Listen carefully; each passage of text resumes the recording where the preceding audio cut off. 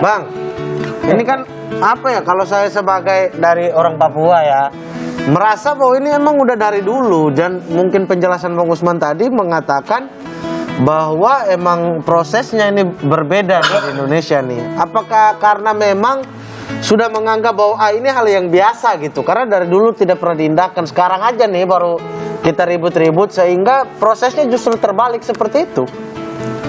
Ya memang ada sejarah rasisme itu kan selalu identik dengan sejarah kolonialisme. Jadi ketika ada suatu wilayah yang kaya akan kekayaan alam, lalu dianggap sebagai wilayah yang bukan milik siapa-siapa, sebagai terra incognita gitu oleh para kolonial, lalu dibelah-belah, ini untuk rempah-rempah, atau sekarang mungkin untuk tambang, ini untuk emas dan seterusnya. Dia tidak lagi melihat manusia-manusia yang ada di dalamnya. Kalaupun ada manusia, itu dianggap bukan manusia oleh mereka.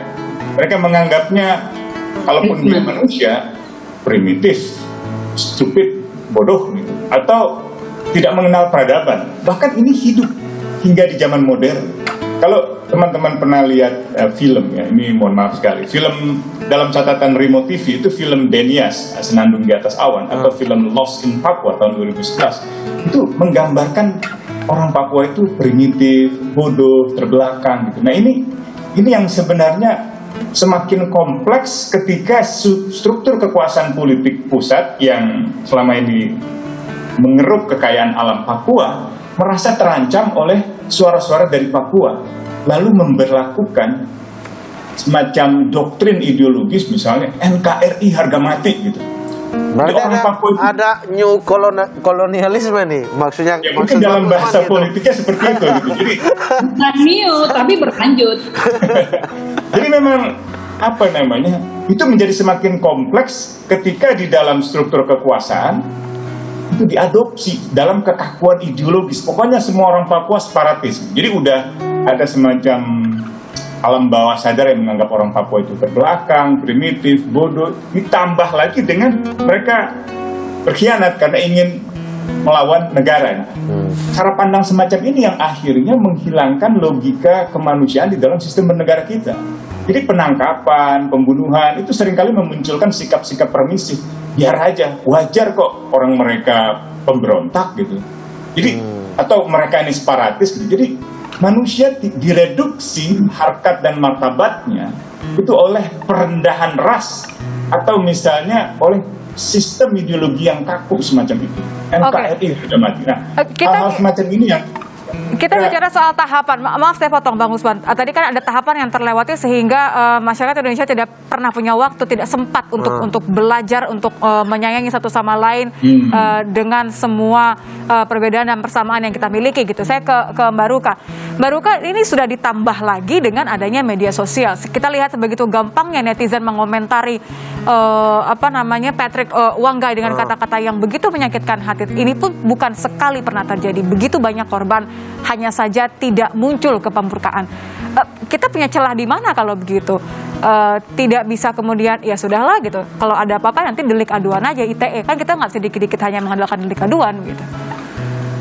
Ya, persis, karena belum lagi tadi ya seperti disebutkan oleh Bang Usman, penegakan hukum di negeri ini kan juga berlaku tidak ada yang sesungguhnya disebut bahwa memiliki kesetaraan di hadapan hukum di negeri ini.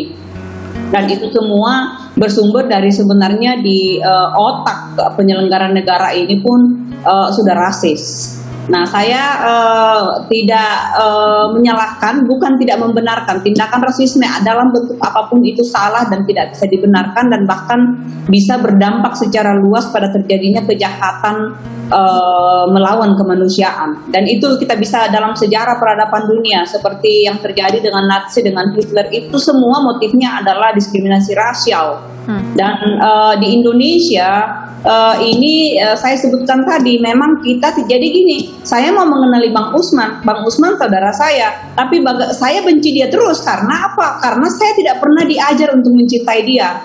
Jadi bukan hanya memang dilarang, nggak boleh begini, nggak boleh begini, nggak boleh begini, tetapi generasi dari generasi ke generasi itu dibiarkan hidup dalam situasi yang tidak tidak ada kepastian apa yang disebut dengan tindakan-tindakan yang lebih sesuai, yang lebih diharapkan untuk merefleksikan penghargaan terhadap keberagaman. Kurikulum kita tidak pernah membicarakan tentang keberagaman. Bhinneka Tunggal Ika itu hanya kita gunakan ketika kita sedang menutupi realitas yang sesungguhnya kita ini sedang karut-marut sebagai bangsa yang beragam. Kita tahu ada dominasi kelompok-kelompok yang menghilangkan keberagaman Bhinneka Tunggal Ika itu, tetapi dibiarkan. Di sisi lain kelompok Saya hampir menanya kelompok yang mana nih ke Mbak Ruka nih? kelompok yang mana? Wah, seperti kelompok-kelompok radikal kanan ya, yang saya sebutkan saat ini, yang memang dengan sengaja gitu, dan bisa jadi digunakan justru untuk terus-terus menyerang kelompok-kelompok yang secara umum atau oleh kebanyakan orang dianggap sebagai ras yang lebih rendah. Quote dan quote gitu. Jadi ada pembiaran, dan tadi Bang Usman sebutkan bahwa ini semakin kompleks, dan saya tidak menyebut bahwa ini penjajahan baru. Kita ini Indonesia sebenarnya berdiri itu mengadopsi bentuk kolonisasi yang diwarisi dari Belanda. Undang-undang kita undang-undang kolonial gitu. Jadi tidak heran kalau kemudian kita gitu menjadi seperti ini. Undang-undang penjajahan terhadap oleh bangsa-bangsa Eropa itu kan tadi itu diawali oleh yang namanya Papal Bulls ya, oleh Vatikan, yang menyebutkan bahwa dibagi gitu dunia ini, diberikan kepada orang Spanyol, orang Portugis. Dia boleh ke sini, dia boleh ke sana, dan kamu berhak atas tanah-tanah itu, kamu berhak atas tanah-tanah jajahan baru itu yang kosong dan manusianya yang masih primitif, masih barbar, kamu berhak karena mereka masih prehuman. Ya. Gitu. Jadi itu yang terjadi, dan menurut saya anak-anak yang lahir kemudian, generasi yang lahir kemudian tidak bisa juga disalahkan begitu saja. Karena generasi yang sekarang ini itu adalah hasil dari generasi yang sebelumnya. Sehingga saya melihat ini justru kesempatan untuk membicarakan ini lebih terbuka, khususnya dengan generasi-generasi Gen Z. Kalau generasi milenial menurut saya oke lah. Mereka tidak habis. Ya. Saya mau ke Bang Usman nih. Ini menarik dari Mbak Ruka tadi mengatakan bahwa ini lebih ke kelompok radikal kanan. Tapi Bang Usman mungkin sendiri melihat bahwa ini kiri kanan atas bawah semua di Indonesia ini rasis gitu kan. Di luar malah jelas gitu kubu mana, ini mana yang sering melakukan itu terkelihatan. Di Indonesia sudah tidak kelihatan, Bang Usman. Ya, sebenarnya di luar dan di dalam sama sih. Kalau di Amerika itu kan juga punya persoalan, ada perasaan bahwa kami ini yang kulit putih, yang Kristen kulit putih, gitu ya, itu lebih Amerika daripada mereka yang bukan Kristen, bukan kulit putih. Jadi perasaan atau prasangka merasa lebih tinggi rasnya itu yang saya kira sering jadi dasar pembenar untuk merendahkan yang hitam, apalagi hitam dan bukan Kristen misalnya. Ingat waktu pemilu Obama, Barack H. Obama itu kan haknya Hussein, lalu dipropagandakan seolah-olah dia Hussein Obama Islam dan bukan Amerika dan bukan Kristen dan seterusnya. Persis Jokowi juga waktu itu dituduh begitu. Jokowi ini dapat nama depannya ada J. Johannes gitu ya. Kemudian dia bukan Muslim dan dia kebetulan juga warga negara Singapura. Jadi selalu menganggap yang ingin direndahkan itu, yang ingin dilawan itu dengan segala stigma itu, dengan stereotypes. Dalam kasus Papua kan tadi itu dianggap primitif, terbelakang, bodoh. Kalau dalam kasus Tionghoa itu dianggap kaya, haus kekuasaan, serakah, egois, gitu ya. Karena mereka banyak sekali mengambil kekayaan alam di Indonesia dan hidup dengan penuh kekayaan, tanpa memeriksa kembali apa benar semua orang Tionghoa atau semua orang Cina kaya semua gitu. Itu yang saya kira stereotype semacam itu yang semakin kokoh ketika ada keputusan politik negara yang merendahkan mereka. Saya ambil contoh untuk kasus Tionghoa itu kan tahun 67 ada instruksi Presiden nomor 14 tahun 67 yang melarang seluruh karya-karya sastra dan karya-karya kebudayaan Cina gitu.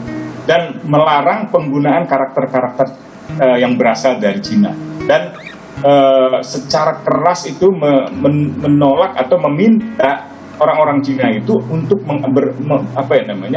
berasimilasi atau mengadopsi nama-nama Indonesia gitu. Nah, sikap-sikap semacam ini ya waktu itu juga diikuti dengan tuduhan bahwa yang Cina itu, yang Tionghoa itu komunis gitu, karena di negara Tiongkok misalnya itu dikuasai oleh partai komunis gitu. Nah, ada pertarungan ideologis tahun 60-an ya, yang ketika itu terjadi antara misalnya partai komunis dan kelompok militer, oligarki militer yang memanfaatkan sentimen kelompok Islam untuk menghabiskan kelompok-kelompok komunis gitu. Jadi sebenarnya pertarungan kekuasaan semacam itu yang seringkali dilembagakan melalui kebijakan-kebijakan yang rasis seperti tadi. Terima kasih Mbak Ruka, terima kasih Bang Usman sudah bergabung bersama. Semuanya sehat-sehat selalu. Ya, sehat-sehat selalu. Doa kami. Selalu tetap sehat, tetap waras. Salam Tetap waras. Nusantara.